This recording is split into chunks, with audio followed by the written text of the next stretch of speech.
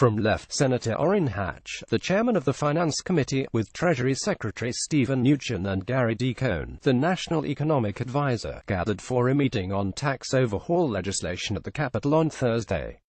Tom Brenner's New York Times, Washington. Senate Republicans outlined a vision on Thursday for overhauling the tax code, proposing a one-year delay in President Trump's top priority of cutting the corporate tax rate while reinstating some prize tax breaks used by middle-class families.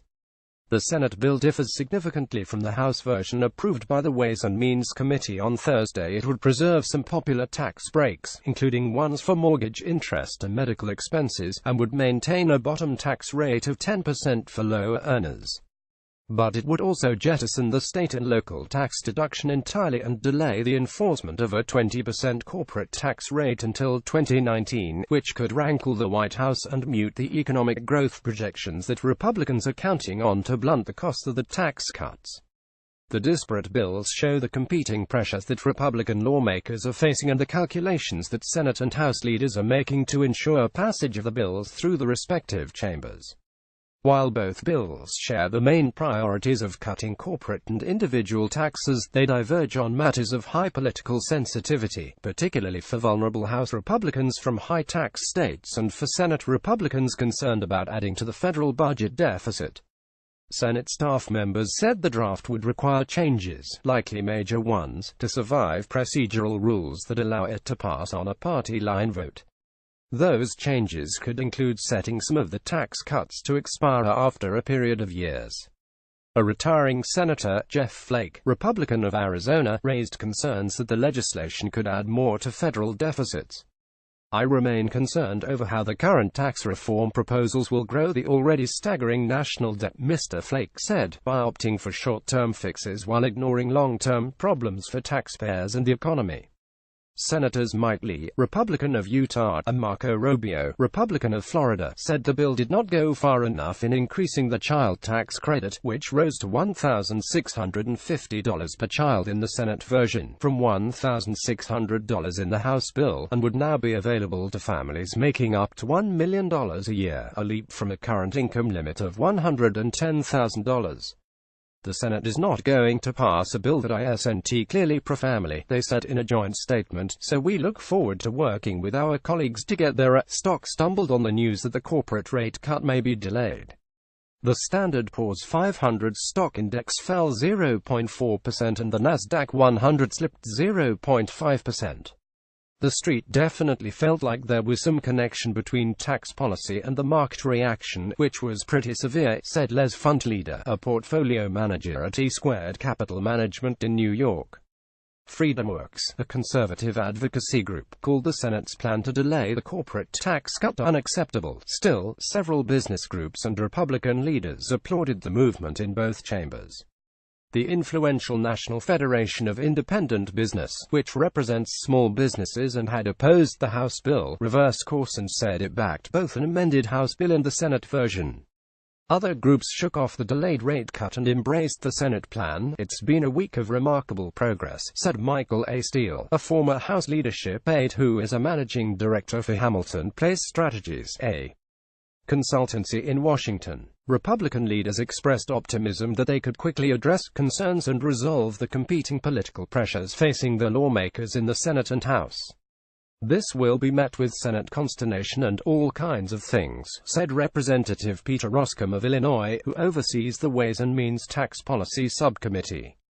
"But when it comes down to it, what we're on the verge today is winning an argument about the future of our economy and what our worldview is." The bill set for introduction in the Senate Finance Committee includes 7 income brackets, scuttling some of the simplicity that House drafters used to sell the bill, which reduced the number of brackets to 4. It would keep the bottom tax bracket for individuals at 10%, which the House had raised to 12%, and would reduce the top rate for high earners to 38.5%, down from the current rate of 39.6%, which the House had maintained. Like the House bill, the Senate's version plans to roughly double the standard deduction and expand the child tax credit. Mitch McConnell, the Senate Majority Leader, at the Capitol on Thursday. Republican lawmakers unveiled a tax bill and hope to send it to President Trump's desk by Christmas. Tom Brennan, New York Times. The starkest example of the competing priorities is the state and local tax deduction, which is heavily used in high-tax states like New York, New Jersey and California, which are represented by Democrats in the Senate but have some Republican representatives in the House. The Senate completely eliminates the valuable tax break, which allows taxpayers to deduct state and local income, sales and property taxes.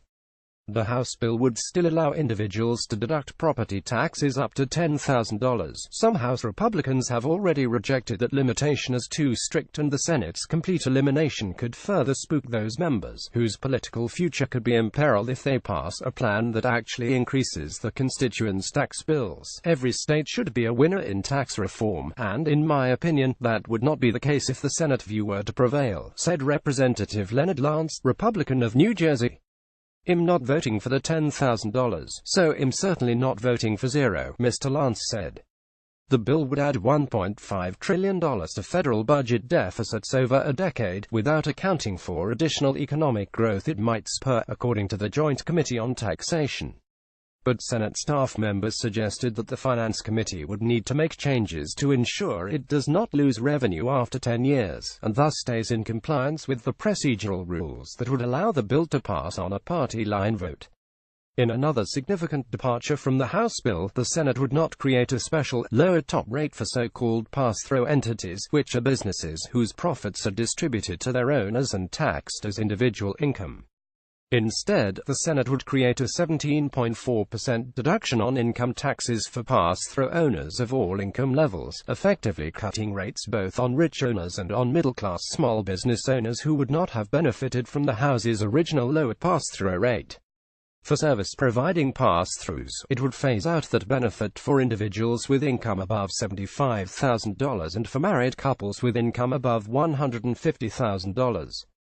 On Thursday, in the face of pushback from fellow Republican lawmakers, small businesses and other industry groups, Representative Kevin Brady of Texas, who leads the Ways and Means Committee, unveiled a 29-page amendment making further revisions to the House's tax plan. The amendment restores the adoption tax credit, which the House tax plan had planned to repeal. It also creates a new, lower tax rate for certain business owners. Under the new provision, the first $37,500 of business income would be taxed at 9% rather than 12% for an unmarried individual earning less than $75,000 through pass-through business. For a married couple, the dollar amounts would be double. The Senate is also including a provision to prevent large multinational corporations from stashing profits overseas. The bill will propose a new business tax on American and foreign companies, effectively a minimum tax on their income earned in the United States, while also levying a 12.5% tax on income that American companies receive overseas from their intellectual property. Preliminary estimates indicate the provision would raise more than $130 billion in tax revenue over 10 years to help offset revenue lost from rate cuts, committee staff members said. The original House approach, which would have levied a 20% excise tax on payments between American and foreign companies that are affiliated with each other, would have raised an estimated $155 billion in revenue. A version of this article appears in print on November 10, 2017, on page A1 of the New York edition with the headline "Senator's Tax Bill Delays a Promised Corporate Cut."